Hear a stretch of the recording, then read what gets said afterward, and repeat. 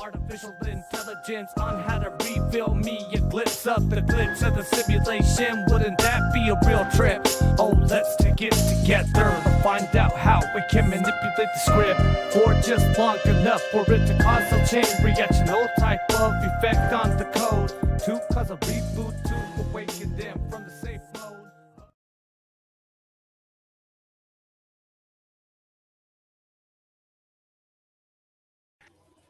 Yep. I like what you did with your hair, Danny. Oh, why? Thank you, darling. Do you want to start or you want me to start? I'm in warrior mode right now. It's like fucking put on the warrior braids, get out there and start. Yeah, you're Get the an type of axe, person. get a sword, start chopping shit. Type of person I don't want to go next to in a mosh pit. No, that's right. Well, I'll get you with my deadly braids. Look out, Nick.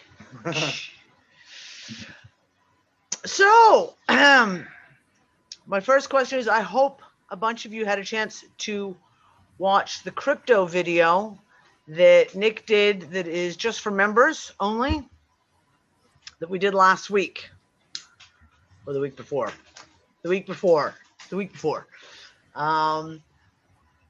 If you are following the crypto stuff, you will know that the crypto markets are going insane right now, like crazy. So just as before we get into the financial shit that's going on right now, I want to start off, and for example, one of the things that Nick talked about on the crypto discussion, Crypto 101, was talking about some of the penny coins, as we call them, penny coins. So things like Dogecoin. When he talked about Dogecoin, it was at 0.68. 0.00 or point. It was less than a cent. It was less than a cent. It was like 0.008 or something. Something like that. Under a penny for each coin. Last week, it drove up 800% to. I got lucky though. On that 4 cents, 8 cents, 8. I can't remember what the final total was. It peaked at 8 cents and it settled back down to about 4 cents for a while. Then it dropped back down to about 2.5 cents, and now it's back on a tear. So it's back up another 50% or something today.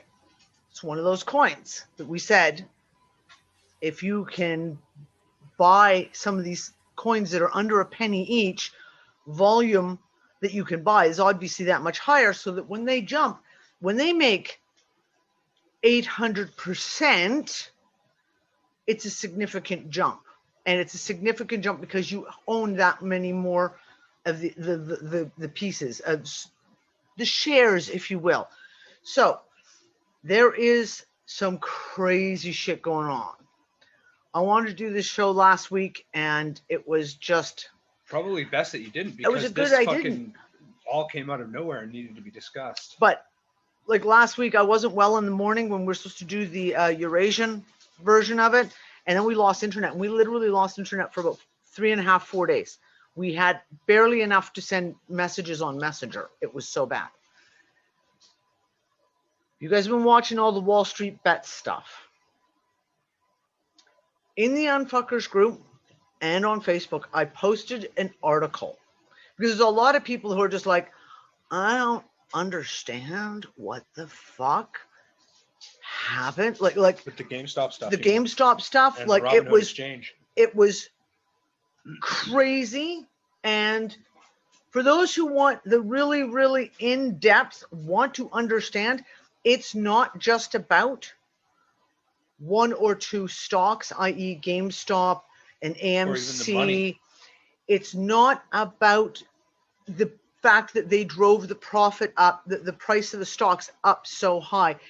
It is the ripple effect that it had to everyone through the markets.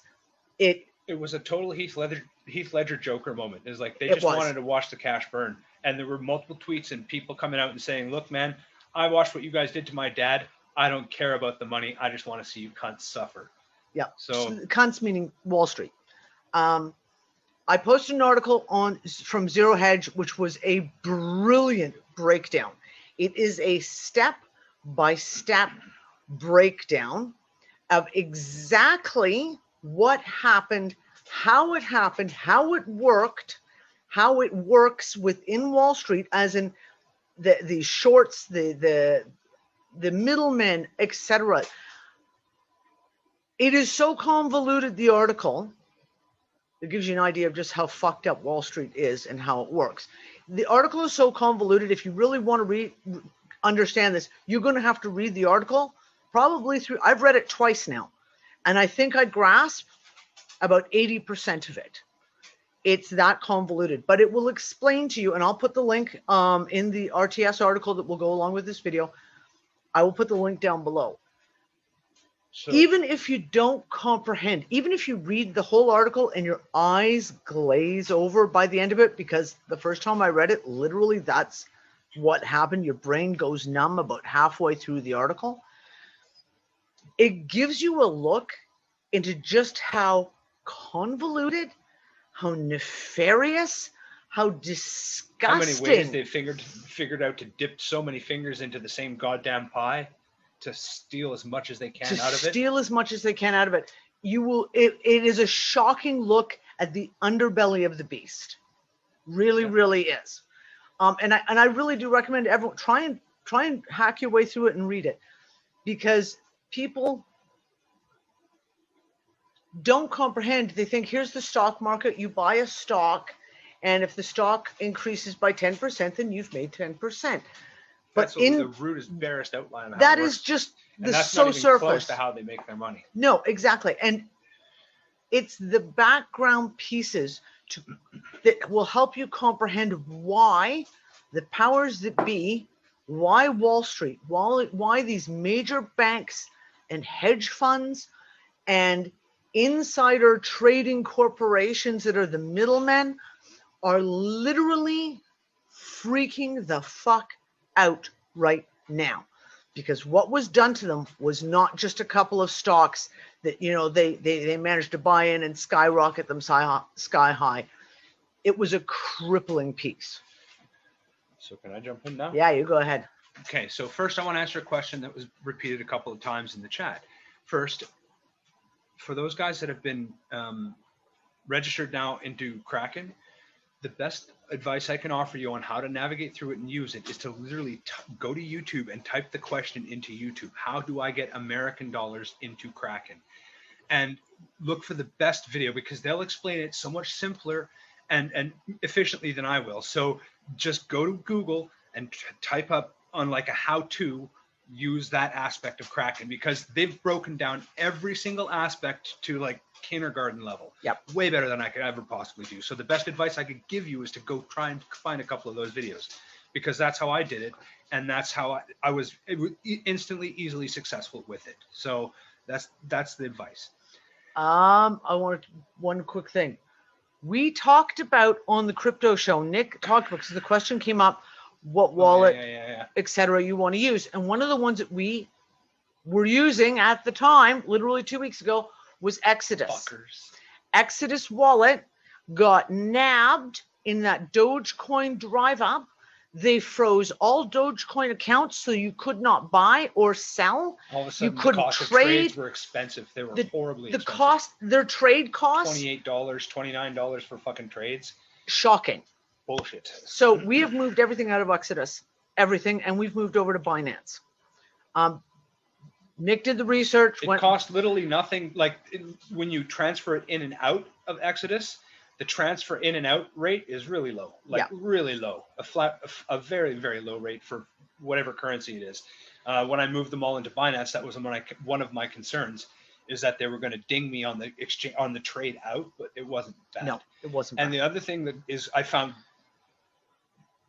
it's fucking odd. We're talking about crypto and now the fuck. Anyway, the other thing that led me to Binance to use them is that they offer a 0.1% flat rate for every single trade, or depending on what your account is or what the trade is or the volume of your trade, it can be as low as 0.06% per trade. So that's pretty good rate for exchanging. And they have everything. They've got an extensive collection of coins. Coins. Now, I'm going to start a little story here. This GameStop bullshit last week started a cascade effect. And we're not done seeing the effect of what's going on with this. There's constant pushback, constant pressure, and the knee-jerk reaction is the knee is still coming up, or the foot is still coming up. So this caused a bunch of interesting things. Now, Danny and I, through a friend, became aware of a Ripple pump this today, in fact. And it's happening just right now. It's literally just what was started. supposed to happen is that we got sent a bunch of graphics from an official Telegram room that reached over 200,000 members in minutes that was talking about a Ripple pump. And not a pump and dump, but a pump and hold scheme. Okay, back what? What's a pump? That's when you get a group of 100,000 or 200,000 or 1 million people together, and they all put in whatever they can afford. Could be 100, could be 1,000, could be 10,000, and they pool their money together and they massively purchase into the market to drive the price up. And that is what they tried to organize with Ripple. And some of the graphics that I saw, some of the predictions were from anywhere from $1 it could be to one of the graphics that was kicking around to saying they're going to try to push for $140 a coin. Now, right now it's under 50 cents a coin. Now, this is the thing with Ripple. It's a central bank coin.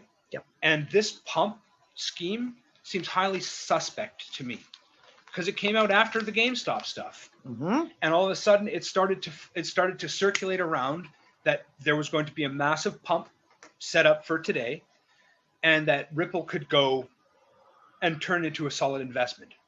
My opinion on that is that, yeah, it probably is going to, and it probably will work if they intended it to, or even if they didn't intend it to. The chance for somebody like me or you to make a bit of profit out of this is pretty damn good. Extremely good. And what happened is they broadcast this over the entire fucking internet, pretty much. I saw it everywhere. Chat rooms. It was in 9gag. It was in Facebook. It was in private things on Telegram. It was everywhere. In Reddit, there were news articles on it. It was crazy how prevalent the pump setup for Ripple was right across the internet. And that alone made me a little suspect of it, how broadly it was spread. Because watching pump and dump groups operate in the past, they don't tell you these things. Right? So unless you're privately a member of that group. We'll take a little bit of a step back and put yourself in somebody that doesn't have any crypto shoes. Maybe you could be just perfectly empathetic with this position and go, okay, we're going to open up a massive pump on Ripple. We'll put a big announcement out. We'll make it as large as possible. We'll make it seem as low key as possible. And we'll get as many people over the weekend that aren't necessarily attached to this Telegram room or a Reddit room that wants to do this. And we'll see how many people we can get over the weekend to dump a bunch of their crypto or buy into Ripple. Then this morning, I got another little headline, another little report that somebody that was watching Coinbase dumped 400 million Ripple into a Coinbase wallet or onto the exchange. Actually, they weren't exchanging it yet, but there were 400 million Ripple sitting there waiting to be exchanged. Now, the only reason you put that many Ripple on an exchange is to clear them out. Now, i.e. lower the price. I'm going to come in and jump in and explain. To lower the price. Couple of things. Right along with that video, or that little bit of information, I got sent a video of a guy talking about what happened with the GME stock and the GameStop stuff on Friday and showing the pre-open markets as of last night. So the markets were all red, everything. Everything was a slaughterhouse. And that was due to selling, constant high pressure selling. And his little quip was, they want you to think it's all of these Reddit rooms that are making this motion and creating this red across the market. And it's not. It's actually the big investors that are doing this to cover their short positions and their sudden losses that just murdered them on Friday. So now let's circle back to Ripple on that. They need to cover those positions. Mm-hmm. Now, we just watched a Cliff High video talking about how they're intending, how he was watching a spike in emotional response, and he pre-called the GameStop stuff. He predicted it in an emotional spike. The money. And he also is predicting another one a little bit further into February, like second week of February. The 4th to Anyway. the 8th, and then on the 11th of February. This thing that Ripple is about to do today, I'm pretty sure, and I don't want to make anybody's like hopes up because I don't want to be the person that creates false hope. It has potential to make people some little bit of breathing room. Let's just say at the broadest stroke. So if you did watch that Cliff High video and you saw that extended line of what he called euphoria, in my opinion, something that could be creating that kind of, because you watched the GameStop stuff, it was a spike. It was a massive spike in emotion on his graph, and then it settled back down, way back down, because people started to realize what happened, but it didn't sustain. In my opinion, the only thing that could sustain something like that second spike he's called would be if people were given some sort of financial respite. Hope. Some actual Happiness. Some excitement. hope that isn't false hope. Some hope that isn't a red herring again. If I can just comment Yeah. here. None of us, the vast majority of the world, none of us were involved on the Wall Street bet stuff. So we watched it play out as outsiders. So imagine that's the emotional spike of people watching it going, holy shit, but we're not involved. So we're bystanders. So it goes up, but then for the vast majority of the world, it comes right back down again because it's not you. You're not personally involved. You were involved only as a bystander and an observer of what it did. What this next spike is, and I will include the Three Amigos video with Cliff High and Jay Snip and Bix Weir that just came out a couple days ago. I will include it down below in the RTS article so you guys can watch it if you haven't seen it. The second spike that he sees coming into and his, Cliff High's algorithms, right? It goes up, it spikes, and then it flatlines very, very high, and it stays very, very, very high. And Nick and I were saying that is because the people who spike up are It's very involved. hard. Yeah, it's very hard to maintain anger at that level for any length of time. Right. But if you're involved in it personally, then it stays high. It's just not observing it. You're actually involved in it. And the way Cliff, he defined the energy of the emotional, and he said it was a tingling electrification. It's not anger. It's not, oh, look, my internet connection is unstable.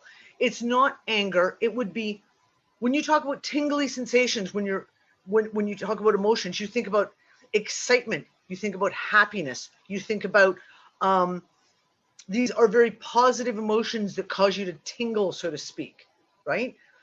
And it stays high. And that tells me that the high level of it is because it stays at that level, because they're not people who were just observing. It was people who were involved.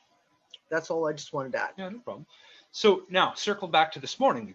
This morning, I guess for the Americans, and it's 1:30 p.m. for the British, was when the Ripple market was set to go onto that massive pump cycle to start it. And when I watched it at the very beginning, for the first 10, 15 minutes of that potential cycle starting, Ripple started to drop. It would achieve 1-2% up and then bang down. Another 2% up, bang down. And it looked to me like whoever was sitting there with that 400 million in Ripple was basically trying to keep it at 50 cents and drop it, sell it. Not let it get about above 10 50%. minutes, 15 minutes before that pump cycle was supposed to happen, Ripple was trading at almost 70 some odd cents. So there was some massive movement in the beginning of this to try, I think, to mitigate whatever loss they came up with over the weekend. And then that doesn't even speak about what was supposed to happen with silver today. Okay, before we get onto the silver, Yeah. I just want to pump here on the Ripple thing. Ripple is controlled by the big banks. And you can actually go and look up which big banks, major banks are using Ripple. And it's the big boys. It's Bank of America. It's Goldman Sachs. It's TD Bank. It's Royal Bank. It's like these are the big banks that are using Ripple. My hypothesis, Nick and I's hypothesis, these guys lost their fucking shirts on Friday. And then all of a sudden this pump, now this is the other thing.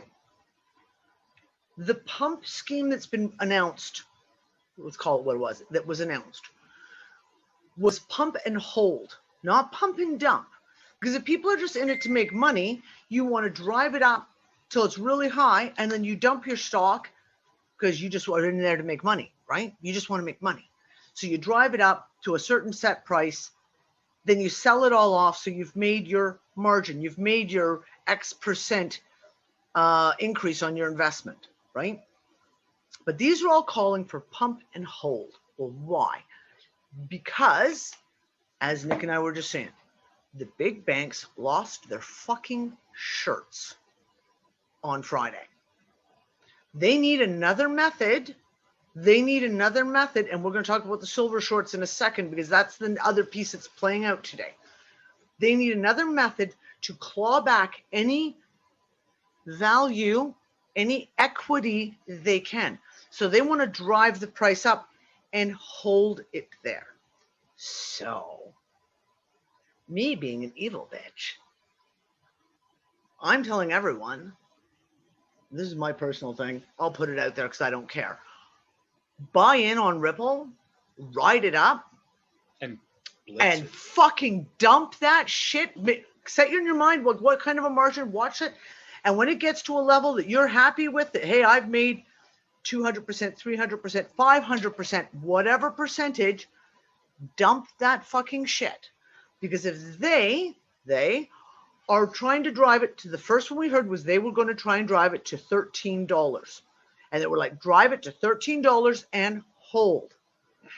So everyone else follows along and drives it. And when it gets to 10, fucking dump that shit. Because then they will be left holding an empty fucking bag all over again. All over again. Yet all the people who drove it up, they all make their money. They're all going to be very, very happy because they're going to make their killer money. And it'll leave the big boys who are trying to hold it there shit out of luck. So, a little bit of speculative statistics, let's say. At its all-time high, Ripple was trading over $3.20 at one point. I think in 2018, at its highest, it was like $3.20 per Ripple. At its lowest, I think it was down to, in the last little while, like 18 cents or something like that. The other day, it was as low as 29 cents. It has been up as high as 70 cents in the last 24 hours. And if we want to look at what Dogecoin did the other day, it went 800% at its peak. Oddly enough, if Ripple goes 800% from where it was, it will achieve $3.20-ish. Yep. So even that wouldn't be too bad. But 800%. If you drop in $50 and you 800% on $50 is you've made $250. Keep in mind, folks, that Ripple has done some dirty things, in my opinion. Yeah. Right? They announced a massive airdrop, and they forced everybody to have their Ripple all lined up in their accounts so they could take their screenshot the day before the SEC filing opened up. Mm-hmm. And then when the SEC filing opened up, Ripple went from 68 to 70 cents down to 29 cents. Boom, overnight. So everybody was left with Ripple in their account, was left with their freaking balls hanging out. Mm-hmm. And don't think that they won't try to fuck you again if it will suit them. So let's just kind of keep those perspectives in mind. It's interesting because, like I said, I haven't really followed a lot of Cliff High stuff over the last year because I haven't really agreed with a lot of the stuff he's talked about. But right now, Cliff is back talking about the crypto markets and his algos, right? His language markers. And one of the things that he said that is so resonates to me as being so true is when you're talking about things like this. He talked about the language marker coming in of this move that we're going to see happen between the 4th and the 8th of February. That it is going to be something that they do that we won't necessarily see until around the 11th, between the 8th and the 11th, that the public will see what plays out. And the language markers that he was getting for that event on around the 4th, the first week, was desperation and, well, we're going to play this out basically because we have no other choice. It's a crapshoot, but we have no other choice, so we're going to play. This is the card we will play. And in that thinking, again, going back to the Ripple thing, they don't want us being rich. No. They don't want us, everyone getting independently wealthy. They are doing everything they can to make sure that we're not making any money. They want us poor as fucking dirt. But when they're in a desperate situation, i.e. they have to recuperate their costs somehow. That's what we're seeing this The morning. pumping up of the Ripple, they're taking a chance because people are going to be invested in it and they're going to make some money. Here's my thing. So their hope may be that they can drop it. If they can get everyone to keep riding it up and then they sell out and drop the whole rates down, hoping to catch everyone with their pants down to get their money out before everyone else does. It's a desperation ploy. Anyway, in my opinion, I'm not surprised to see what's been going on with Ripple. Very nice. Silver is a good way to go. That's the way to go, Mark. It's the way to go. To see what happened with Ripple this morning. And I wouldn't be surprised to find out that Ripple Labs themselves have set this pump scheme up. Now, Ripple Labs themselves are right directly in bed with all of the dirty banks, Bank of America. Mm-hmm.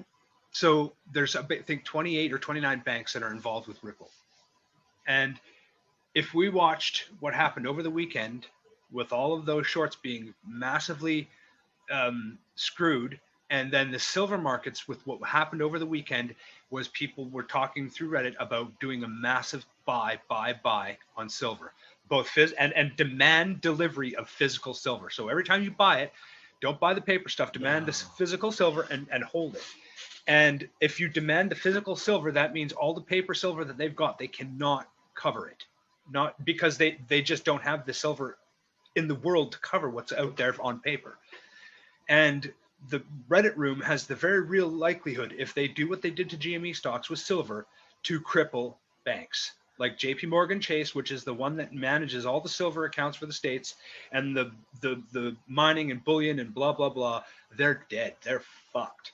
So this morning, silver was trading at over $30, and that's a pretty good jump for silver because it moves like a glacier as far as markets are concerned. And when they're looking at covering all these shorts, they don't only have to cover the stuff that they have lost in the last couple of days. They have to be able to cover the losses that they are going to be dragging their asses through for the next week, I think. More than that. So what we watched with the market this morning, when they had that 400 million Ripple poised on Coinbase to liquidate, if my instinct is correct, that is to take advantage of this massive Ripple pump that's coming because they need the liquidity bad. With the silver stuff, David Hodgson, friend of mine, posted a video of Max Kaiser. Now, I don't know if you guys know Max Kaiser. He is a financial reporter. He's funny as fuck. He put out a report out in 2010 about buy fucking silver. Do it now, because they tried back in 2010, and I remember this happening.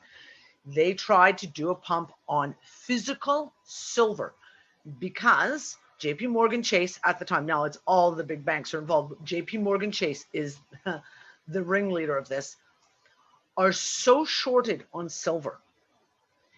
They have sold so much paper silver,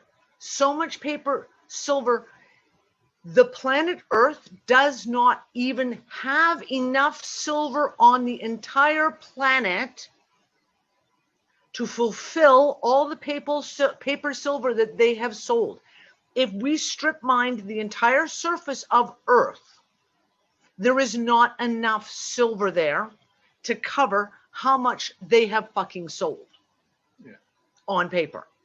So This hasn't changed. They'd be left that holding was the bag to 2010. tunes of trillions of dollars. Trillions, trillions. And they have to liquidate it out in cash, and these banks would literally die. Yep. Mind you, it would hurt a lot of fucking people. It would literally hurt a lot of fucking people. This is a fire sale.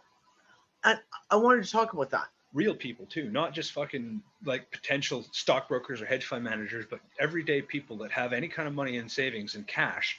This is going to hurt them too. If they do the silver short that they're talking about doing,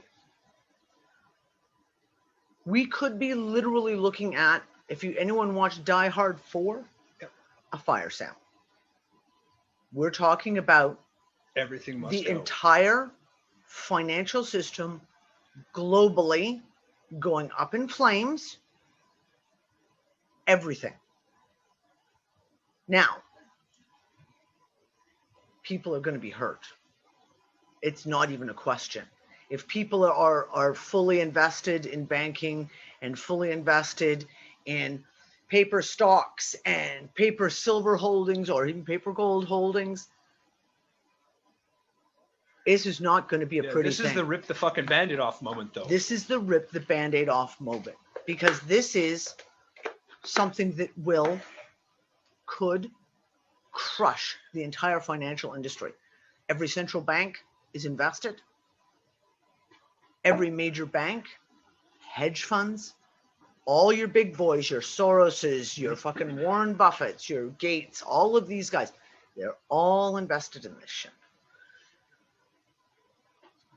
When we talk about prepping, you know me, the hardcore prepper, this is one of those moments that we've been prepping for. Because it could get that ugly. Crazy. Now, Monty, good question. Is it like a reset then? And that's my piece. That's sort of. You got to rip that fucking dirty Band-Aid off, scab and all sometimes. And you know we've what? Seen the promises. Here's some good questions about that, right? So, yes, people that have American dollars in their savings account will feel the crunch, right? Obviously. But that doesn't change the amount of corn being produced. That doesn't change the amount of fucking wheat that comes out of the ground. That doesn't change the amount of water that's available. That just fucks the banks that have the dirty, nasty control and leverage of it all. Yep. So, in essence, for this to go away, for the world to sort itself the fuck out, this rip the Band-Aid moment really needs to happen. You can't. We've seen the promises, and anyone who's followed my work since 2011, we've seen the promises of new financial systems and Nisara and Jasara, which is a crock of shit, and all RVs, et cetera, et cetera. Now, as I've said for years, I know that the whole Iraqi dinar reval was a legit thing that they were trying to pull off, because I have that direct from government, as a non-American, other government sources as high as they go, that yes, their government is fully invested in Iraqi dinar. But it was never going to fly because they were trying to reboot a new financial system on top of this old one. They were trying to reboot a financial system without getting rid of the diseased, pus-filled sore that is our current financial system. You can't put a skin graft over a big spot of gangrene. It's not going to take, it's not going to work. You have to start fresh. And that's the pull off the Band-Aid moment. Is that what we're looking at? And those people who've been talking about patriots and it's all going to happen and they've got a new financial system waiting in the wings. Okay, maybe. But before we can go anywhere, the Band-Aid has to be ripped off. And that means the complete collapse of the current financial system. And in a way, it may mean the people, as in we the people, as in we as all the fucking people, standing up and saying, no, this is not fucking happening again. Now, we've watched the media play out the whole Wall Street bets and try to label them as white supremacists trying to take down the banks, which is such a crock of shit. It's like they can't even come up with, as we always say, they've got no originality. They just have to keep playing the same templates out. Okay, we'll just call them white supremacists so that people will side with the banks. But the average person is catching on. The average person is going, wait. How is it that Pelosi can buy $1.5 million worth of Tesla stock, and the very next day, Biden signs some fucking executive order or some such a piece of shit saying that the military is going to go to all electric vehicles? How could she be allowed to do that? Because she obviously knew that was coming and knew that Tesla stock was going to go through the roof. That's insider trading. And we see this all the time. We saw this just before the announcement of the fucking vaccines coming out. How much money was dumped into and out of various vaccines when news, the day before certain news broke, right? It's illegal, and the public has been watching this happen. Maybe we need to get to a point where the public goes, no. Hey, Dan. Yeah, Don. Maurice, what did you just say? I just said that it's by law, the government, the Congress has exempted themselves from, what was that word I just used? Insider trading. They If passed they a law. can do that, it's Yeah. legal for them to do that. Fuck. Okay, but this is the thing. This is the point. That's why these Reddit users This are is fucking this pissed. is why the point is when the Yeah. public has to stand Yeah. up and say, no, what's good for the goose is good for the gander. And if you guys get to do this, we will do what the fuck we want. Like this, we've talked about transparency. And we are now at levels of transparency with when it comes to on across the board, from politics to finance to health to education to, everything is being laid bare. And it's the time now where the people have to take a stand. So here's a little bit of an aside. This morning, actually, just as the show started, the entire cryptocurrency market capitalization was down to about 980 billion. It lost, because it was trading this morning when I woke up at about $1.017 trillion. It lost about almost $40 billion in a couple hours. That tells me that those guys that had all that crypto wanted to sell off that much to cover their losses. And in the last 15 minutes, they've put back $20 billion onto the crypto markets. It's back almost at $1 trillion, and it's going strong. So it's moving. You know, if I was the guys that were organizing the Ripple pump and I was looking at the Reddit rooms and I was using my logic, I would go, hell, maybe to dump that stuff into the market at market open on Monday is not the greatest strategy. Maybe I should let the fucking dust settle just a little before we start doing our thing. So it's going strong in my But opinion. they're also hoping by dumping it and keeping the price down that people who are sitting on the fence are going to go, oh no, it's falling. No, it's not falling. Oh, this. Oh no, I'm not going to invest. Oh no, I'm afraid. I'm not going to invest. So, oh yeah, Christy. But the whole thing about the time to grow sweet potatoes, I'm laughing because I've literally been going through my seed collection in my head, going, what do I need to order for this year? Because I need to double the size of my garden output this year. Go ahead, Dawn. I'm probably going to be viewed as the negative one here, and I don't mean to come across negative, but I don't like the word cryptocurrency. I don't like what that means. I'm staying out of it altogether, y'all. I'm not buying. I know y'all making money, and I'm kind of cheering from you from the sidelines, but I just can't do it. Every time I try to do it, my spirit stops me, so I just can't. Okay. Everyone's got to make a choice, Dawn. I want to hear these opinions. I know. It's something about the name of the shit. I don't like it. Crypt, yes. Yeah. No, it refers to cryptographic puzzles, though. Yeah, cryptographic puzzles, exactly. But as an artist, I'm sort of with Dawn. It's like, I don't know, but I've realized if people make money, they'll buy my shit. So I'll create shit. So I'm the second wave, if that makes sense. Because like if I use the example as a stand-up comic, lockdowns made it really hard. But if everyone's got money, you go out and enjoy yourself. And so there's more chance for seeing bands, stand-up comics, books and everything, actual content, instead of now where everyone's losing, they're not making money and they're locked in their houses. And so like here in Australia, the arts industry has just gone through the floor. Yeah, same everywhere. And the government's taken 8 months to sort of like, oh, maybe we should do something, which is just like, if we're like Kylie Minogue, she was okay here in Australia and she was selling some records, but the first time she had a single in the UK, oh, our Kylie, and it's that mentality of like, oh, the other people like her, so we have to like her now. If it's that mentality. Well, I looked up yesterday the airlines just to like see where they were at now since Fauci's in control, little fucking bastard. Yep.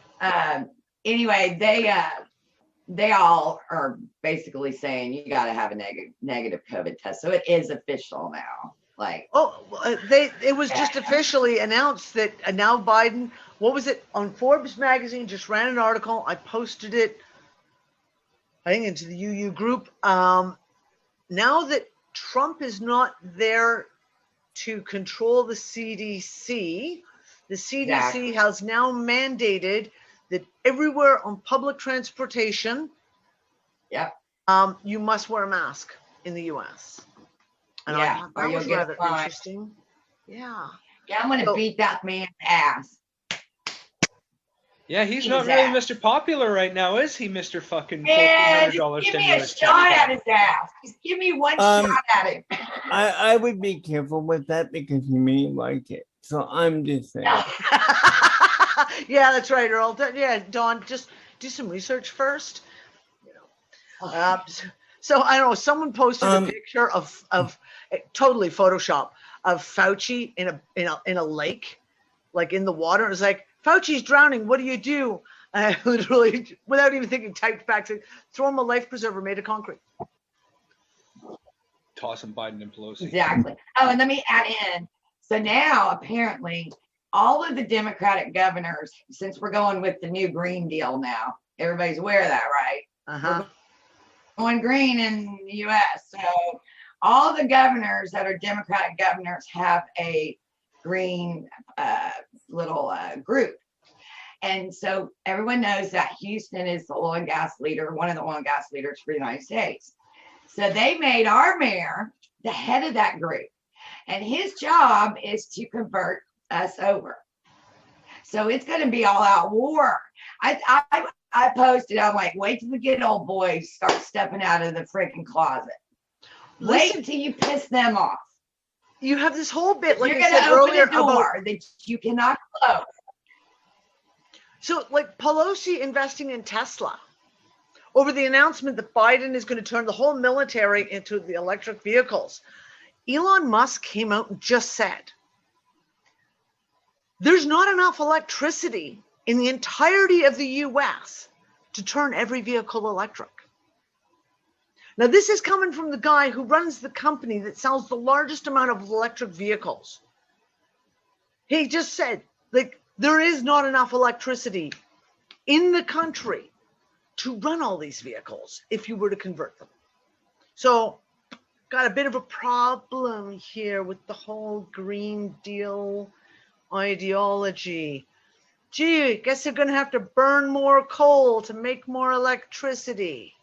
And then add in they want to do some kind of carbon tax now on every mile we drive. But this was all coming. Like, this is... Never mind. We're going to make more plastic shit that breaks down even faster, and we're going to sell it to you at an accelerated rate in big plastic fucking malls pumped full of artificial fucking air. But you guys driving your fucking car, shame on you. Here's a carbon tax. Well, we have carbon taxes here in Canada. Yeah, I know. Because you got Trudeau, who's Biden's counterpart. That's another one that needs his ass kicked. I mean, like, we need to line these motherfuckers up. Bam! Bam!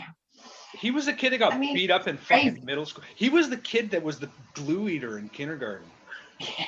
You're talking about. He also does blackface and gets away with Yeah, it. oh, Castro's Yeah, no, I didn't really get away with it, Monty. I mean, he did at the time until everyone discovered it and then posted it all over the place. No, Mark is right. 60% of electricity is lost in the transmission on the grid. Local generation is much more efficient. Exactly. But you can't have people locally With their own generating their own power. electricity and power.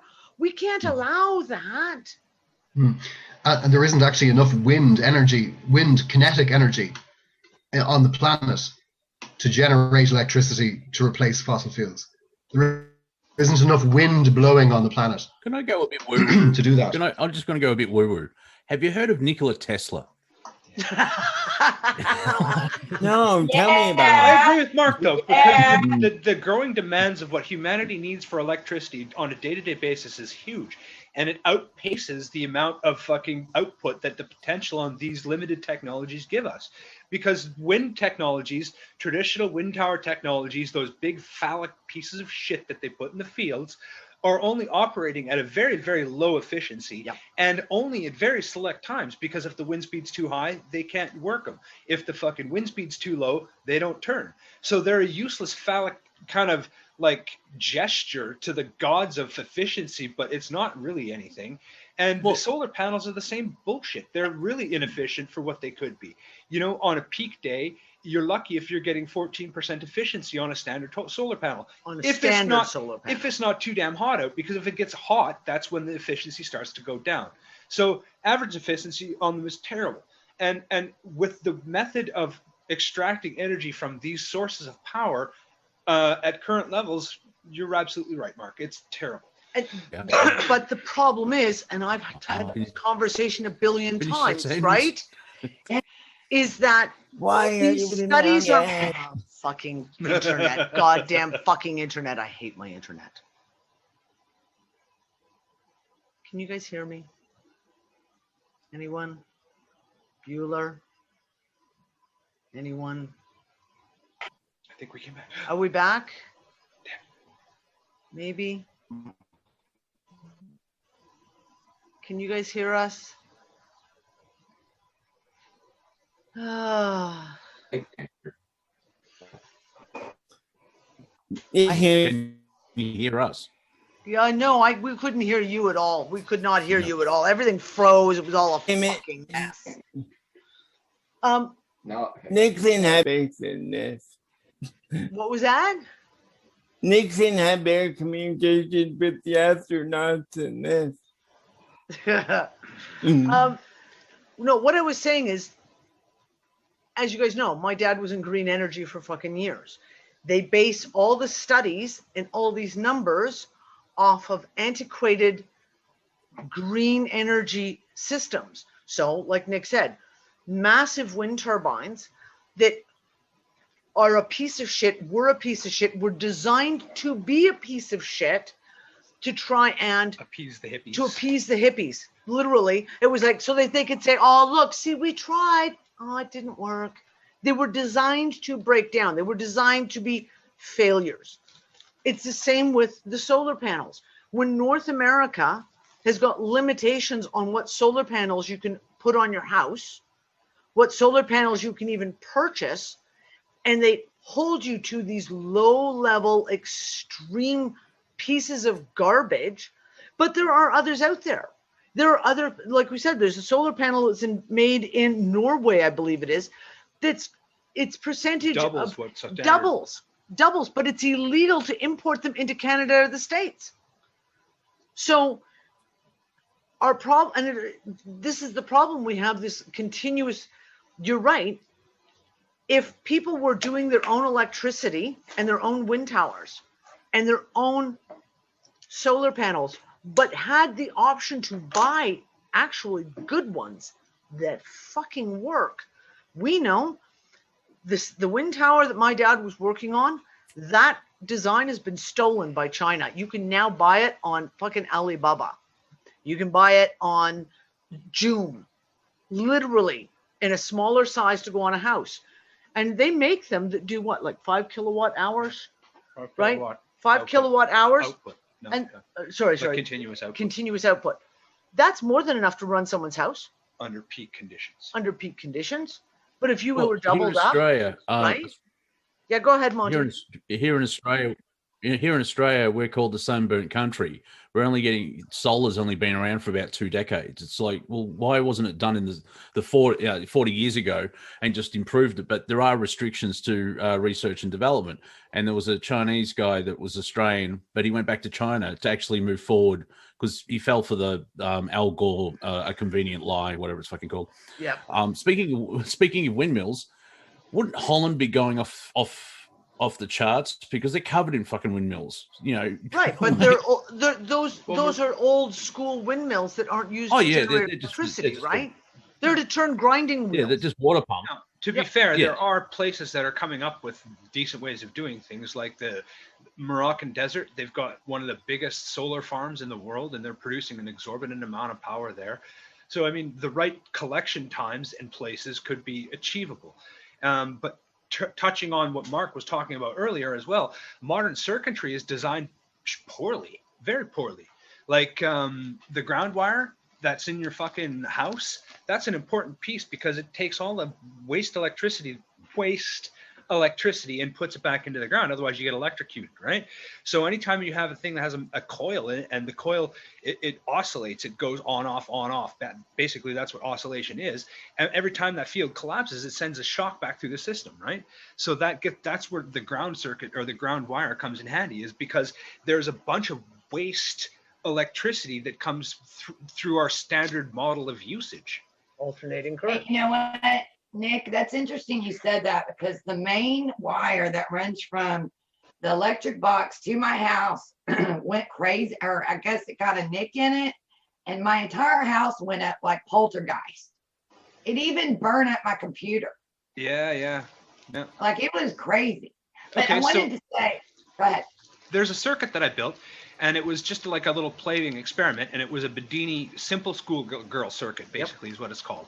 And it's built as like a 99% efficient circuit.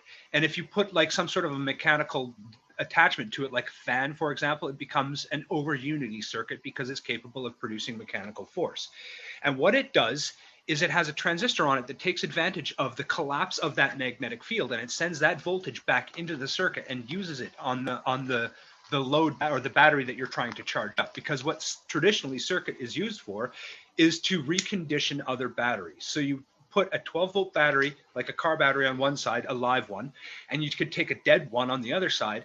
And the way that the voltage coming back into that dead battery, it brings the battery back to life without getting into a big fucking explanation of how it goes.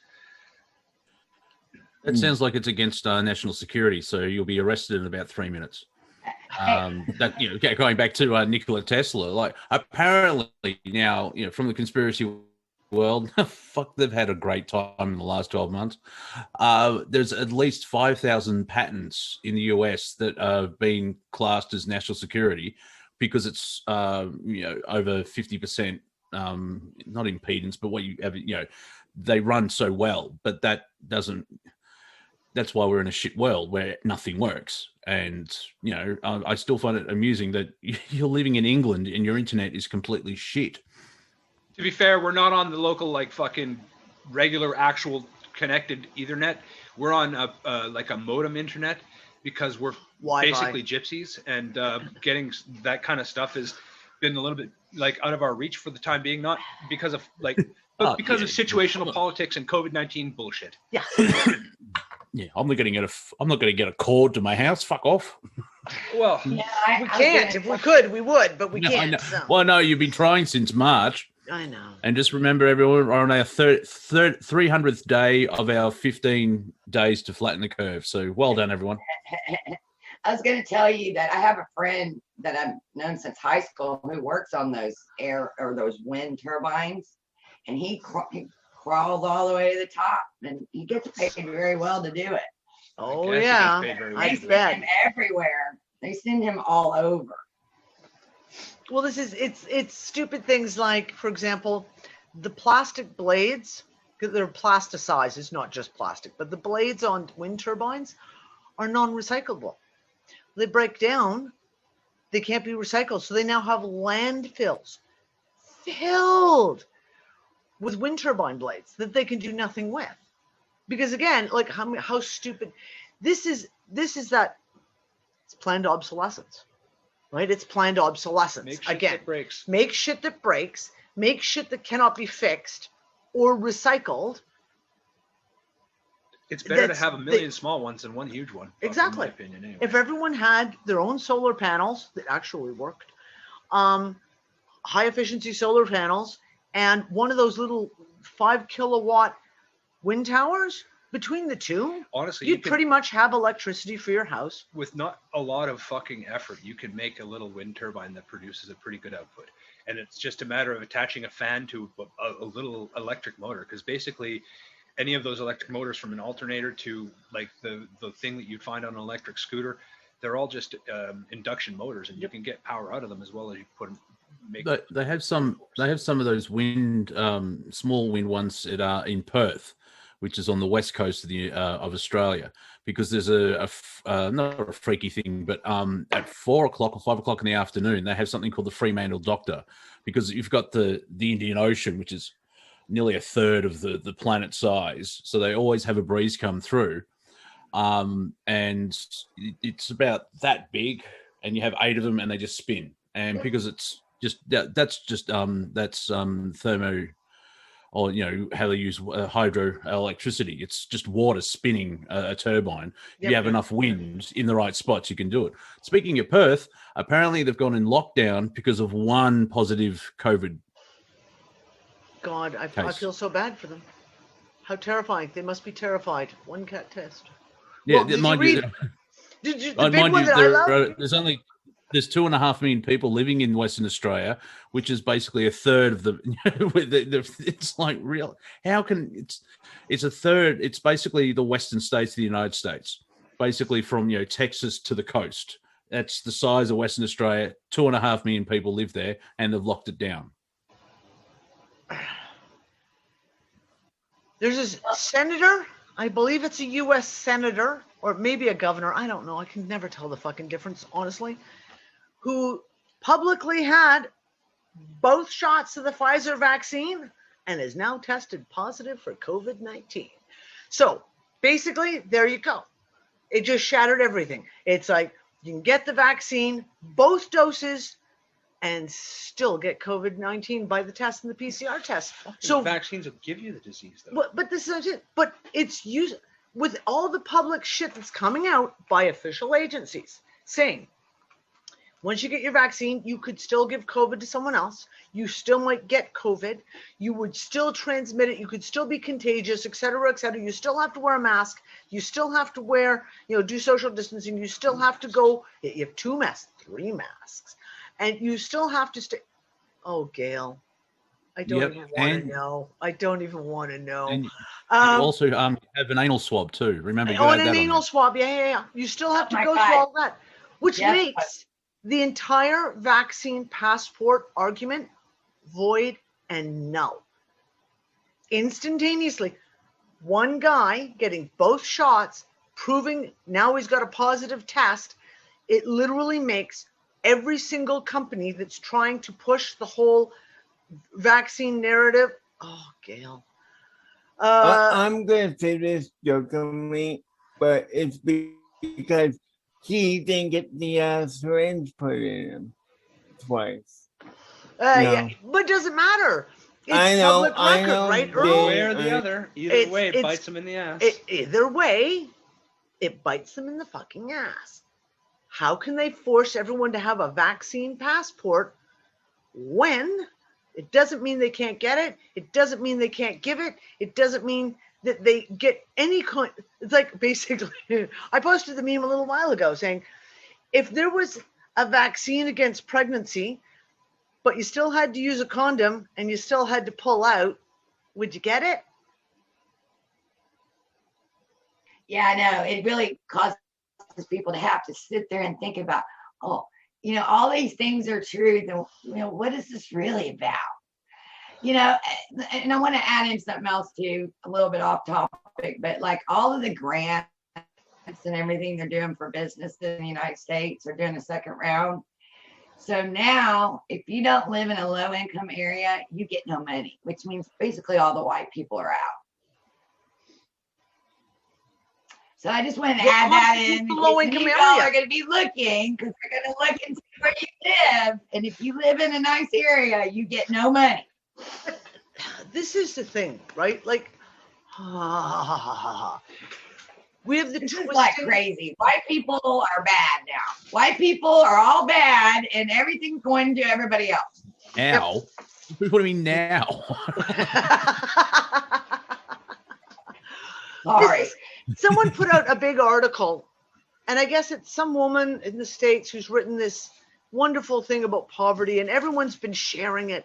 Oh, about how basically Americans are a bunch of snowflakes because, you know, they say they're under poverty, but they still have 30% more than poverty-ridden countries. And I said, okay, but at the same time, it was like the same equation with Bernie Sanders comes out and says, minimum wage should be $15. Look at Denmark. Denmark's got a minimum wage that's $21. They don't equate because the cost of living between the US and Denmark is fucking like this, right? In Denmark, the cost of rent on a house is over 3 times as expensive as it is in the US. The cost of buying eggs is 78 times more expensive in Denmark than it is in the US. So you can't just randomly say, well, US should have a $15 minimum wage because Denmark has a $22 minimum wage and they can afford it. Doesn't work that way. Vice versa, though, is this whole thing about poverty. And I made the comment on this person's post saying, where are they getting these numbers of this 31%? You know, Americans are 31% richer, so therefore they're not in poverty. I said, yeah, I said, but I've lived in third world countries multiple times on 2 different continents. There's a vast difference if you are in the Congo and you get tonsillitis and you have to go see a doctor and get some antibiotics, it will cost you maybe $4. If you're in Thailand and you need to go to get antibiotics because you've got an infection somewhere, a tooth infection, you walk up to the pharmacist, no doctor's appointment, you walk up to the pharmacist, you buy your packet of antibiotics. It's less than $2 for 2 weeks worth of antibiotics. In Thailand, I can buy a big bowl of rice with vegetables and a fried egg on it for about 25 cents. So you can't make that equation and say, well, poverty in the States doesn't count because they're all a bunch of snowflakes. They don't really know what poverty is. When if you have a tooth infection in the States, what's it going to cost you to go to a dentist Same thing as Canada. and get and in Canada to get antibiotics? It's going to cost you $100, $150, maybe $200, depending on where you go. If you've got to go to a doctor to get antibiotics for an infection that you have in your tooth, in tonsillitis, those antibiotics could cost you $30, $40, $50, $60. So to try and make these broad spectrum comparisons of what is poverty and what is, minimum wage, et cetera, it doesn't work that way. And I find it pathetic that they're trying to say things like, to make then the public thing is like, oh, well, there isn't really any poverty in the States. There isn't really any poverty in Canada. If people are going hungry, it's poverty. If people can't pay their rent, it's poverty. Go ahead, Earl. Oh, sorry. I think growing up, when I used to go to church as a kid, really like, oh, poverty is a good thing. Be like Jesus. Jesus was in poverty, And it's like, why should we as people be, in poverty? It's like, it doesn't really help you. It really, You got to remember, Earl, that not having a go at you, but Jesus was highly enlightened and could probably sustain himself on the Creator's light. We, on the other hand, stub Has our the toe guy- and the- break shit. Yeah, like the guy, you want to go with the whole Jesus thing. The guy could make loaves and fishes out of nothing. So really, poverty didn't affect him the same way. I can't make loaves and fishes. I wouldn't want to make the fish anyways, but I can't make loaves and fishes just miraculously double, triple, quadruple 100 times over. I can't turn water into wine. So, Maurice is a little phrase. Go ahead and tell him. Yeah, figures don't lie, but liars figure. That has to do with Danny and her numbers. Yeah. Yep. Okay, this is what everyone's saying, right? So, like, for example, talk about tooth. Sherry said, I just had a tooth pulled. It was $560 to have a tooth pulled. I had one repaired, and it was almost $400. And you still need to get a crown on it, which is going to be another $300-400. How in life is it that you have these things that you know are going to happen? Every single human on this planet knows that at some point their teeth are going to get fucked up.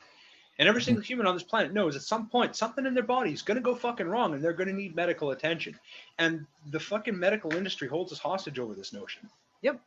And this is when I was in the Congo, when we moved to the Congo, I broke a tooth, like shattered it in the back of my mouth a week before we left. No time to get it fixed in Canada. There was no fucking hope. I went to a dentist in the Congo. I had the tooth drilled. He did a full root canal and he put a temporary crown. That was 11 years ago. I still have the same crown in. Whatever. Okay. The grand total cost for the entire bill was less than $45. Now, the next company that he was working for paid for it. This guy, he was from Belgium. Pretty good. He was a Belgian dentist. He used to come down 1 week a month to the Congo to do professional dentistry in the Congo. So it wasn't even like I had to go see some hack witch doctor on the corner to go get my tooth dealt with. No, this was a professional dentist. Yeah, Monty just said, dentist checkup, $147. Last time I went to see a dentist, I got another broken tooth. It cost $150 to walk in and have him open my mouth and say, oh, you have a broken tooth. I spent $10,000 on my mouth. Yep. Because in my drug addiction, when you do a lot of cocaine, it fucking ruins your teeth. So, yep. And ultimately, a root canal almost killed me. That's true. Yep. And it caught. So not only did they do they tried to. Not only did they take your $10,000. Yeah, and then they keep recharging you because when things don't work, they have to keep doing it. So they get all this money out of you. Yep. And their shitty work darn near killed you. Yeah, it almost killed me. Yep. I'm having a fight right now with my dad because he wants me to get insurance and I don't want to pay for it.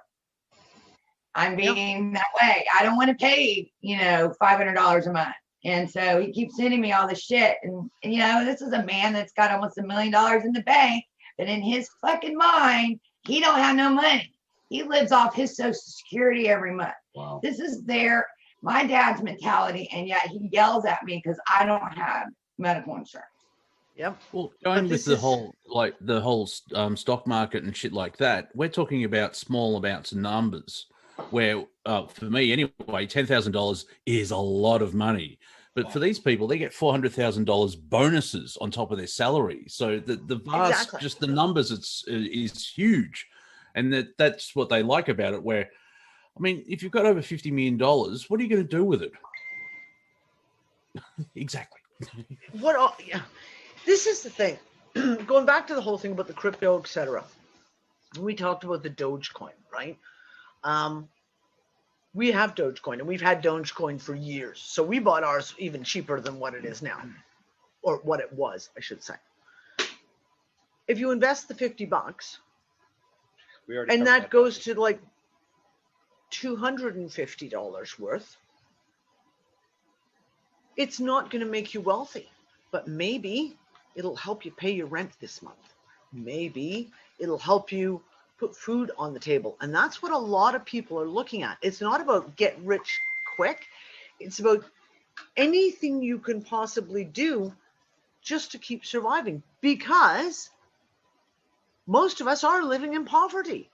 I guarantee that the vast majority of the people here, the vast majority of the people who are going to watch this video later, in reality, fight every single month to meet their bills, pay rent, put food on the table. And if they, at the end of the month, have enough left over to buy the family a pizza, I don't know, in our house, that's pretty much a fucking win. Like, woohoo, we got an extra $20. So we can have a pizza tonight. And Well, like we're the happier. reality is, that is in some ways, that is poverty. We are happier than those people, though, with all the Yeah. greed. Oh yeah. Let's point that out. Yeah. I don't know, man. I wouldn't say that. Fucking being on the verge of like having your fucking car break down and then knowing that your car breaks down and you can't go to work and your life is then screwed, or that if you have like, oh god damn, my appendix burst, I have to go to the hospital and it's going to cost me 10 grand and I'm going to have it, or that all of a sudden like I have my appendix burst and I can't go to work to cover it. All of those stresses that like ride on the average person, they're the real killers, man. And they say that money can't buy happiness, but it can sure help get rid of a lot of freaking misery. Oh yeah, it helps. It rents happiness for a while, but yeah. But again, it's not money. It's not money. It doesn't even come down to money. It is sufficient resources to fucking sufficient make life. Resources to make life livable. Yeah. Really, that's what it comes down to. And this is why Nick has said, "Go ahead, Dawn." No, I'm just saying they need us all in this lack, in this survival mode. Survival mode. Survival it's mode. Like an energetic but thing. That starves them out too. It is. It's mind. It does. It's a mind fuck. Yep. A mind fuck. Yep. Well, the deal with that is if you're in that kind of a mindset, you don't have time to consider or move out of it. You're too busy trying to just survive. Exactly. And that's exactly where they want you. Exactly. And if you're stressed, we all know, if you're stressed about money, if you're under complete anxiety because you're not sure how you're going to buy groceries or pay your rent or get your car fixed, it's very easy to take people and from that state and keep them in fear, keep them in anger and frustration. It's very, very easy to draw them in and submerge them. And is that not what 2020 has been about, and 2021? It economically devastate people, devastate families, do all the emotional shit that they can, i.e. separate families. You can't go see grandma in the nursing home. You cannot get together with family and friends. You cannot have a wedding. You can't have a fucking funeral. You cannot do these things. Take all their money away by making all the small businesses bankrupt, laying off people. Okay, you're going to pay them. Okay, yeah. They've got, Canada and England. They're giving people money to help them to survive, but it's not enough. It's not enough money to help them survive. It's enough to keep them living on the edge. Give them enough, just enough, that they can just keep putting one foot in front of the other. And then you spin the story. But I just want to say though, but also backfired on them. Because in some ways it's brought people together. Mm-hmm. In some ways it's torn people apart. Yep. But they're not getting the satisfaction that they thought they were going to get from what they're doing. They didn't think people would use their own systems against them. Exactly. Their financial systems, their political systems, Yep. It's a you also really have logical after reaction a year of the product of the. basically- Sorry, go ahead. Come on, go ahead, please. Just very quickly, with a year of lockdown, it's pushed people certainly like the awakening, as they've called it. At the start, because people had money, they weren't distracted by their job, and so they started, I'll look at that documentary. And now we still don't have a job, and the money's running out, and that pressure's come back even more. We're almost at breaking point. Like when Victoria, I think 3 days before the harsh lockdowns ended, I could feel, even my mum said this, you could just feel the energy of like, we're going to get the pitchforks and torches and just burn shit down. Yeah. It's and so what you're seeing now, as Earl just pointed out, is we're starting to fight back instead of a conventional war. We're using their own tricks against them.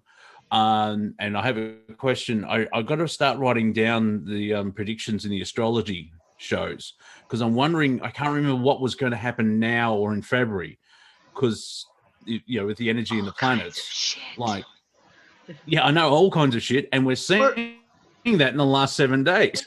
Okay, I want to talk about. Okay, thank you, Monty, because I want to talk about something. Segue. Nice segue. Thank you for just leading into that. Topics come up,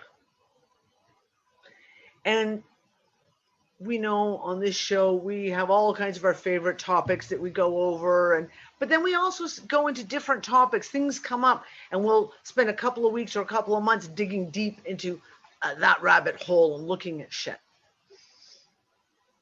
Has anyone else noticed all of a sudden all kinds of talking heads, financial, etc., science even based ones, are now talking astrology? I'm listening to Cliff High a few weeks ago. In the middle of him talking about stuff that's going on in financial and all this, and he starts talking astrology. Oh, look, my internet connection is unstable. We were listening to the Three Amigos yesterday, and Bix Weir starts talking astrology. I literally it's did. The moon's impact on silver sales and demand and stuff. I literally gave myself almost fucking whiplash because I did a double take so fucking hard. Suspicious Observers, Max Kaiser, a few weeks ago, is talking about this and that, and he starts talking astrology.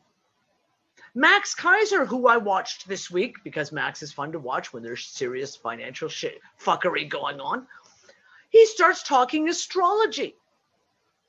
I have never heard any of these people ever use astrological language in their discussions of politics, science, finance, etc. Never. And in the last month, all of a sudden, it's like, whew. So I'm just wondering, is anyone else, is it just like me, like all of a sudden picking up on it? I want to hear from everyone. Like if you've noticed these things, or now, keep your eyes open. As you're watching videos, as you're reading even some of the more mainstream type stuff, keep your eyes open, because this whole astrology and numerology is suddenly really, really being put out there. And yeah, we're trying to organize another astrology discussion. The team has got a whole lot of crazy shit going on in their personal lives, so scheduling it hasn't really been easy. But it is something that's on my mind. We are going to work to get sometime, hopefully in the next month, get everyone together to do another astrology discussion on what the hell's going on. Oh, nice, Gorf. I have a question. I wish I had the money to buy some silver. Sorry, Dawn, go ahead. Yeah, me and Maurice were talking about that silver this morning. Has anybody else noticed the number 5 lately? Have anybody been getting a lot of 5s? I've been getting a lot of 2s. No. A lot of 2s and 1s. I'm getting the 1111 shit all over the place again. And Ann and I were joking about getting the 1, 2, 3, 4s, like seeing runs of numbers that all over the place. But 2 is the one that I've been seeing the most often. In the last 2 days, I've seen 5, 5, 5, 5, 5, 5, 5, 5, 5, 5, 5, 5. And I just like, okay, I'm getting the message. Let me go look it up. And it basically says great change is coming and to hold your space. Nice. And I'm just like, okay, we get that, obviously, but we're holding, but fucking getting cramps from holding. Yeah. Space is a little cluttered and filthy. I want new space. Yeah, my space is definitely cluttered. I've been getting more coincidence kind of stuff where I'm just thinking about something and someone will say something, or I'll turn to click on the website and it's just right there, like, or Yep. I'll be on Spotify and singing of a song and the song will, it's like, Yep. it's like going into your personal life convenience store. Oh, here's what I need. I would have typed that in the chat, but I have no idea how to spell synchronicity. That's like 14 letters. So coincidence, synchronicity. It's, you know, it's Yeah. your higher self showing you all this stuff. And yeah, great time to be alive. Hopefully we Or survive. just mind reading between each other, which is getting, you know, hysterical too. Yeah. I mean, it's like For we're me- allergic. We're allergic to this shit. It's like oil and water. Okay, let's face it. It is not even. I'm just done Not with all the even false close. hope, man. I'm done with all the fucking carrots of false hope that they've been dangling for all these years. Yep. And every time you bite on it, find out that it's rotten. Go ahead, Christy. For me, it's the number 33, and 3 groups of 33 have not become uncommon. And also, I want to know who's in charge of the earworm station in my head, because I keep waking up and it's a different song that I have not heard recently. Me too. And it's like it's providing a dialogue of, this is what you need to pay attention to. This is a happy day because we've got this song going on, and it's just insane. I have I have tried the to chicken analyze. dance in my head Shut constantly, up! Don't even constantly. start. It Don't even. never stops. The chicken dance song always. And then he walks around the house whistling it. I can't help it. I have popcorn. I won't do it. Just, you know, the song Popcorn. I'm sorry if I've ruined anyone's day. Well, this is no. I've had Christy. I have woken up every single morning for the last 2 weeks, and every morning it's a different song, and it to the point of actually this morning and yesterday I really took note that the song starts playing the moment I wake up. As in, I wake up, you put your feet on the floor, you start pulling on your socks, and then the song starts playing. And it's always something different. And I've literally, how many times I've come in and sat down on my computer to analyze the lyrics of the song. I woke up with fucking Wham in my head yesterday morning. And then I laughed because Nick put on, what's his name? Deadpool 2. And of course he has a whole thing about Wham. But like that morning before he put on Deadpool 2, I had Wham in my head. I was like, why the fuck am I got Wham going through my head? That's ridiculous. Why can't it be Tool? I mean, they're 15-minute songs, you know, and Maynard's telling us. Oh, you no, know, I get soft those too. disclosures. Yeah, no, I get Tool songs in my head all the time. That's what I use to reset the track in my head. Yeah, same with me. Mary Hopkins was the one that. Maurice was playing that song. Those were the days, my friend. With the lady singing. Yeah, Mary Hopkins. So like I get up every morning and I'm hearing it. Those were the, and I'm thinking, okay, are we remembering? Is it time? Man, You know, and having it. I would just. That's a good song. It's a good song, but it's like my mom's era, you know. Well, I'm older than I mine know, was. I know. I would just think of Wake Me Up Before You Go. Yeah, there you go. Yeah. That's not the song I had in my head. I can't even remember which one it was now. I had that in my head one morning. I'm like, wake me up. I'm like, Anyone find it too much ironic that anyone find it ironic that George Michael died around Christmas? So the Christmas after, where they, you know, last Christmas. Oh shit, no. No, yeah, let's not play that song. Yeah. Okay, on another, again, because you said earworm, on the same similar sort of topic, the tones. I've gotten freaky again, and I've got that. We talked about it a few weeks ago, and there was a couple of us who'd said that was a weird tone, like almost like, and the only thing I can liken it to is if everyone remembers the good old days of dial-up. Remember the tone you get those you were pulling as it was connecting to the dial-up, and beep, beep, beep, beep, beep, beep, beep. It's like that. And last week I heard it so many fucking times. It was unbelievable. Now, for the last couple of nights, I haven't heard it. I've been like, oh, thank God, that's fucking gone. But unbelievably loud. It's the same 2 pitches, and the rhythm always changes. It's not like a repeating rhythm, but that's what it fucking sounds like. Is when you're I know what the dial-up happening there, modems. Danny. I know what's happening. What's happening is your pod that connects you to the Matrix is being downgraded to dial-up. You were broadband, but now you're on dial-up. So. Because I was too poor to pay the broadband bill this month, so therefore they put me on dial-up. Great. Yeah. Fuck. Hey, Chica, has that been in your right ear? Left. Right ear? Left Right. ear. Always the left ear. Okay, because I've been getting it in my right. I've been getting it a lot in the right ear lately. Loud. Fucking loud. No, most of the time when it's really, I have my regular tones that I hear in my right ear that are all just always there. They're just always there.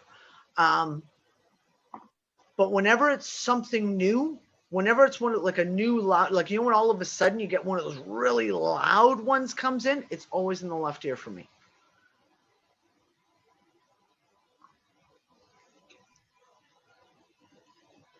See, I've always right is like a communication to me, but if it comes in on my left ear, it's usually a warning. That's what I've come to understand in my own life. Like at the minute I hear it, I need to be looking around me immediately. Warning me to go pay the broadband bill? Yeah, I don't know. But I'm just saying, that's what I've come to realize is the left ones are always a warning for me. I don't know. Shit's been really crazy. Shit has been really crazy. I've had crazy dreams. Crazy dreams. Where I wake up and all you have is those few momentary, like you've got just little flashes of little pieces, tiny images, if you will, or just like a 1 second, 2 second segment of a dream that you remember. And exhaustion again this week. After so many weeks of, for example, not being sleeping, this last week, look, it's 3:33. Okay, there you go. So I just looked down and it's 3:33 is the time.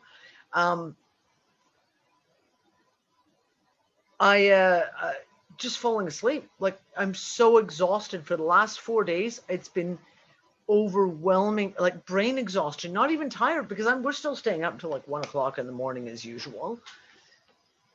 The other day, we had a friend come over with his kids in the middle of the afternoon, and I was going to make spaghetti. I was going to make bolognese for dinner anyways.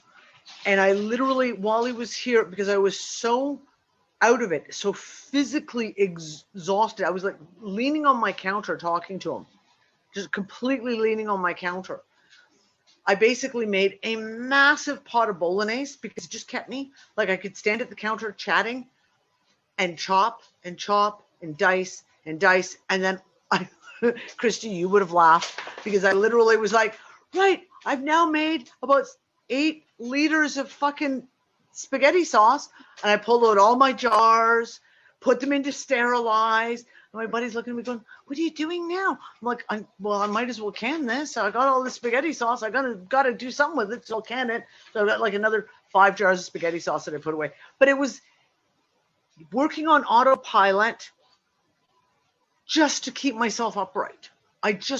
Because all I wanted to do, and it's not even go take a nap, although I've been doing that, Monty, but it's been like, I have 15-minute cat naps, and I'm calling like, they're just like snap naps. Go lay down, start reading, go, okay, I just need to close my eyes, and I open them up again, and it's 15, 20 minutes. That's it. But I just want to be in that quiet place, like just reading a book, just want to read a book, sit quietly and not interact because my brain just doesn't want to interact. Like it's a conversation. I don't have any abilities anymore. I keep having 2-hour naps after waking. I have my sleeping schedule. I wake up, oh, cool. And then I sleep for another 2 hours. It's like I'm having a nap because I woke up. What the fuck is that? I think I turned into my mother. Oh, that's incredible. Like those naps now. It's not even just age because like my kids, what day was it? Was it Saturday? It was Saturday, the day this friend of ours came over. My youngest daughter, Kira, all day, you could see her, like, she had the kids there with her, so the onus was on her to entertain them, right? Quinlan was quite busy because she had a piece of video piece that she was putting together, so she was painting her face. So it was like hours of her face painting, right? So Kira, the onus was on her to play with the little girls and keep them occupied for a few hours. And in the end of it, she was exhausted. And like you could just see her, she was just like, oh my God. And it was only 4 o'clock, 5 o'clock in the afternoon. And she was just like, oh, I'm so tired. And Quinlan went out and went and had a nap at one point a couple of times this week. Everyone's just got to lay down. Just have to lay down. And it's not even about sleepy. Like I said, I'm still staying up until 1 o'clock in the morning reading a book. 1:30, 2 nights ago, 1:30, 1:45, and Nick and I are like, oh, I guess we should go to bed, shouldn't we? But just the brain, like, just doesn't want to function. Your brain is exhausted. It's like thinking is exhausting. I got into a weird thing this weekend. So I'm looking on YouTube, not looking at anything really different, Then there's this video like for angel voices, caught on tape. So I'm listening to it. So these people, right? They were, getting ready to, do their choir, and they were, doing a cappella. So this must have been in the late 60s or 70s, somewhere around there. That's where I'm thinking of, right? So they record themselves doing it. Uh-huh. And when they listen back, there's like other voices, instruments, and there's even a solo part where they stopped. None of them sang their solo part. You got to wonder if that's like bleed through from another timeline. Do you know what I'm saying? Now, we've all had those kind of incidences where weird shit happens around your house. The shadow people. Oh, I've had that going messages. Myself. Yeah, exactly. I had it where one night I'm just sitting and I was actually my bedroom was the room next door. And so I'm sitting there watching the video, and all of a sudden I hear this orchestrated music coming out of nowhere, Danny. Nowhere. It's like filling the room. Like when you hear people call your name, and I do this all the time. I had that too. You swear, you're like, see, I yelled down the stairs going, what? And everyone's like, what? I'm like, didn't you just call me? No, no one called you. One day, no one was home. The dogs were here when we had more than one dog. And I hear this little girl voice say, Daddy. I'm like, okay. Like, I've had weird shit. I've had it where I look down in the toilet bowl and I can hear people talking within the side of the toilet or the freaking air conditioner. Yeah, I know. Dawn's had that too. I heard him talking to the water. You and your water voices there, Dawn. I'm telling you, I mean, I'm like laying there going, I hear that shit. I get up and I'm like, like anybody from the outside would be like, someone needs to lock her ass up. When I would hear these voices, it sounded like, the noise and sound records that you would hear at a party. Like people chatting, people talking.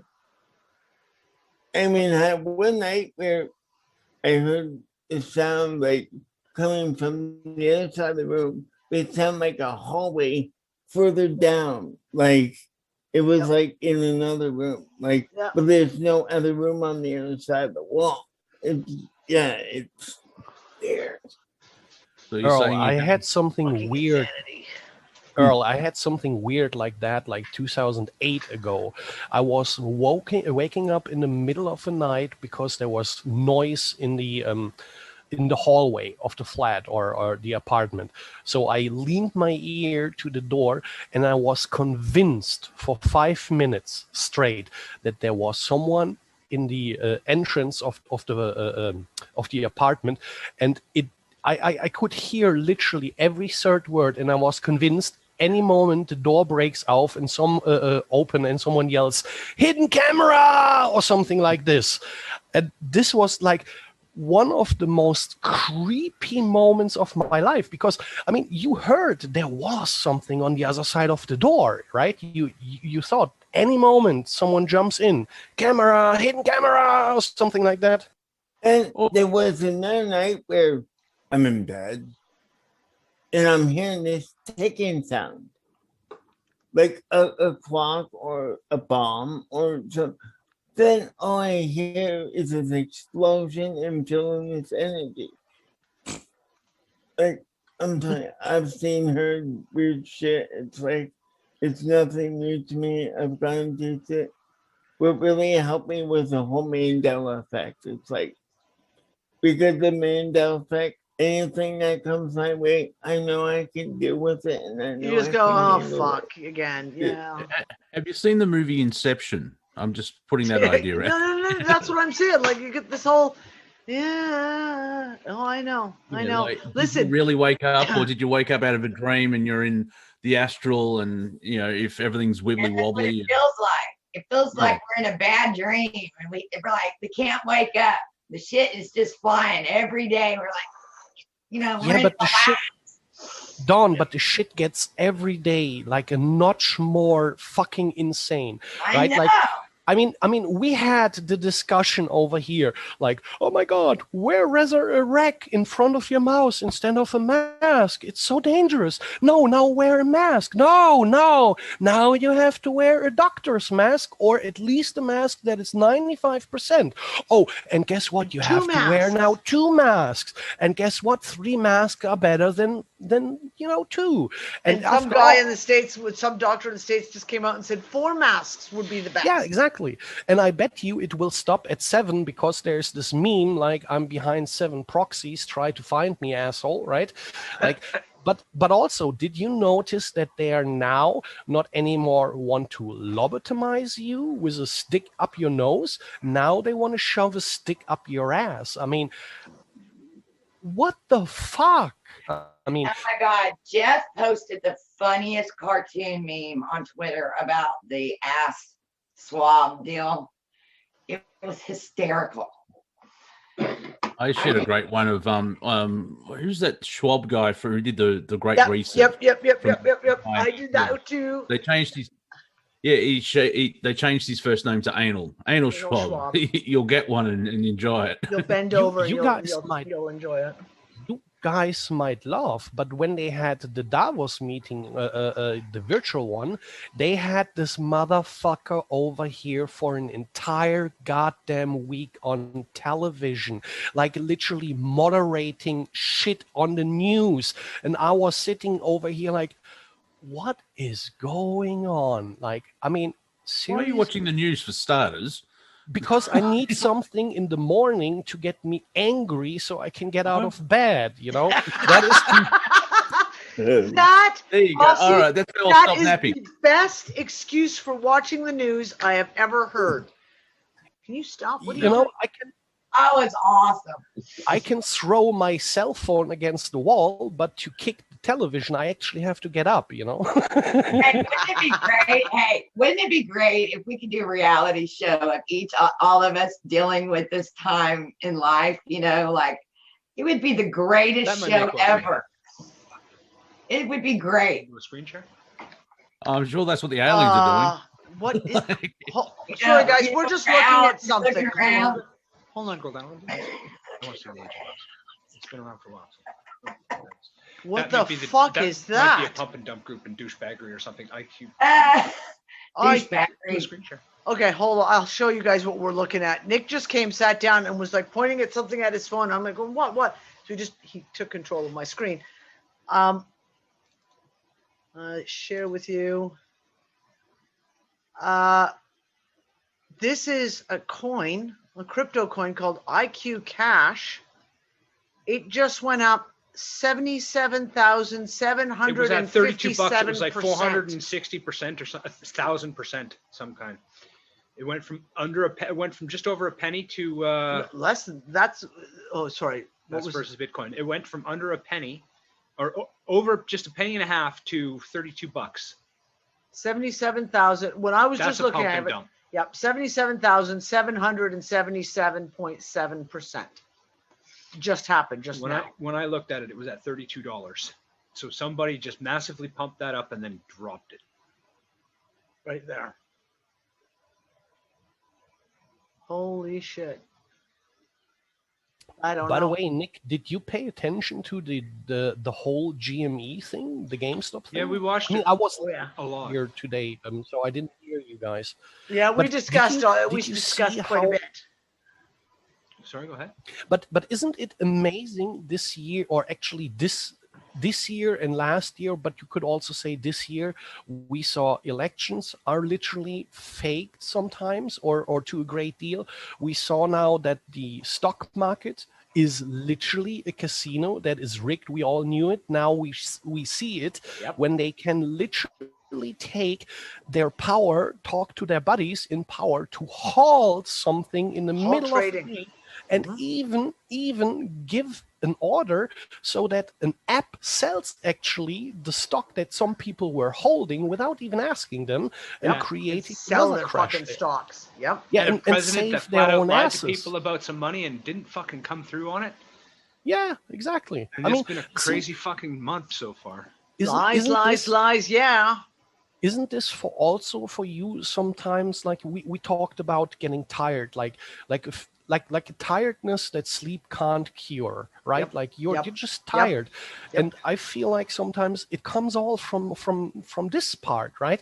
Like you know now you can choose or vote for whatever you want. They decide what they're going to do. You can invest in whatever you want. If they decide to fuck you over, they fuck you over. Yep. See, and now they are rolling out.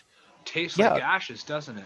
Yeah, exactly. And now they are rolling out shit over here like, oh no, you're never going to get a one family home ever again because we are not allowing you to build new ones and shit. Like for my generation, what is there left? I mean, I miss Trump when he used to say things. Remember that when Trump was the only problem with Trump, he said things. And now because he's gone, all this shit has just like explosive diarrhea and gone everywhere.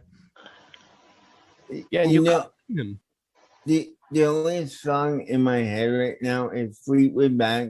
Tell me lies, tell me sweet little lies. But I've been doing that for centuries. It's the thing, though, right? They never thought their end could come. They thought, oh, well, we're gonna last forever.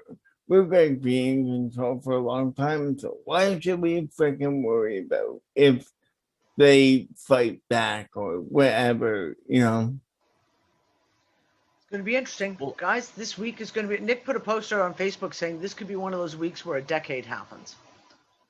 And it very well could be. It is going to be an interesting fucking week.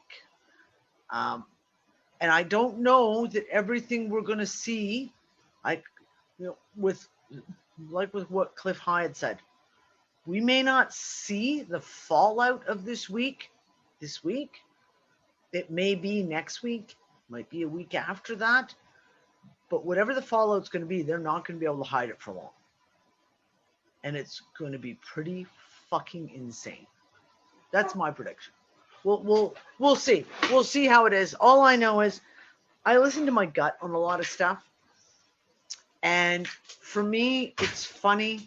It's the things that you do without thinking about it, the things you find yourself doing without pre-planning and thinking, I'm going to do this, like going to the grocery store and buying extra groceries, extra canned goods, extra pasta, extra that kind. And I literally find myself pulling stuff off the shelf and going, oh, look, I'm back in prepper mode again.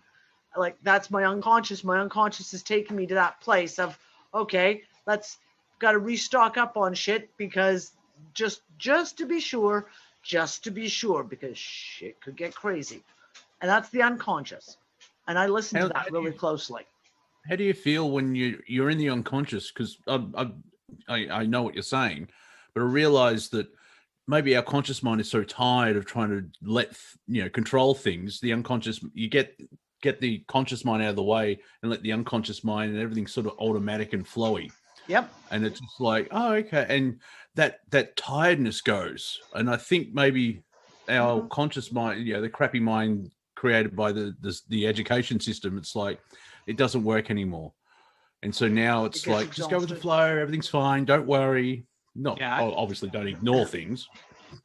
I saw Bazzi mentioned that Black Lives Matter got nominated for a Nobel Peace Prize. And every time I think of that, the meme that is the "ooh, I stepped in shit" meme, and he looks at the bottom of his shoe. I imagine the Nobel Peace Prize stuck to the bottom of his shoe every single time I see that. Yeah. There's no meaning left. Well, I mean, Obama gets the Nobel Peace Prize. And did you see the list of demands that BLM gave Biden? No. They submitted it, I guess, about a week and a half ago. I know they did some more shit in Washington or Oregon. I don't think they're getting what they want and they're realizing it. And but it's crazy what they asked for. Like a fucking Twitterati whore, like for attention. That's basically what it is. Yeah, they want reparations for slavery, and I thought, well, that's a bit silly, because you basically have to pay rent to the Native Americans that have been there before you were there. Like, how far back do we go? Do I sue the Italian government because I'm English? Yeah, it's not only that. If you're paying money to Black Lives Matter, it's like paying a fine for fucking something to the Department of Justice. It doesn't go anywhere. It just gets swallowed into a black fucking hole, and it doesn't actually get put into anything that helps anyone. No. So that Black Lives Matter movement that's soaking up all this money, well, it hasn't helped a single black family. It hasn't fucking enriched any schools. It hasn't helped any neighborhoods. It's just been a massive fucking media campaign of like, I don't know. Bullshit. Yeah. Just fucking bullshit. Yeah, but the money went to Joe Biden campaign. Exactly. Oh, yeah. No, we know. Like, we know, but even like, let's not get into conspiracies now, Earl. Come on. But like, literally, they have, we can literally say they have not done a single thing for a single black family, a single black business, a single black school in a black neighborhood. In fact, they have Black done Lives nothing. Matter riots indiscriminately destroyed businesses that were owned by fucking ostensibly black people. Yep. Okay, but let me say this now, like I mentioned earlier about the EIDL grants and loans and all these, because I deal with small business stuff, and they're giving it all away to them now. I'm going to tell you right now. Oh, right. They can absolutely. Black Lives Matter. The movement is not Black Lives Matter, but that's exactly. Hang on. What was that? If you had a business and you're black or low income or in the right areas, they're giving away a lot of money right now. Yeah. Who's giving away a lot of money? The U.S. government. The government. Biden actually came in and said, basically, if you're white, you get nothing. But that's not Black Lives Matter. That's not right. But that's not Black Lives Matter. The topic of the conversation is Black Lives Matter has collected tens, if not hundreds of millions of dollars. I think it was $2 billion or something. Something ridiculous, and they have helped no one. Well, no, they've helped themselves. Okay, yeah. I'm sure they've got Lamborghinis and look, they're nominated for a Nobel Peace Prize. Yeah. Mostly. Well, those nominations cost a lot, To buy off someone to nominate you costs a lot. Yeah, but Donald Trump got more than what Black Lives Matter did in Nobel Peace Prizes. So. And Donald Trump's helped more black people than Black Lives Matter. Exactly. That's what I don't get. Like, I've heard people, Donald Trump is racist. How can he be a freaking racist if he's helped black people and help black people get where there's their colleges. He didn't fund colleges for like a decade. But I'm saying also the people that who were incarcerated get their pardons and all that, Earl, he's like one of the worst Nazis ever because he supports Israel and his grandchildren are Jewish. So, well, that's the fake lie that they keep putting out. I will hold that against him every time. But then again, I don't like Trump. So there you go. We are at the end of the show. We're at the end of the show, guys. Keep an eye on everything going on. If you're watching the crypto markets, I wouldn't. Honestly, coin market it's cap. probably better in your own sanity to not watch it minute to minute because No, it's no, going no, to no. disappoint and frustrate, and you'll be tempted to do stupid shit. So don't watch it minute to minute. Just know that you keep your eye on it every once in a while. That's about the best advice I can give.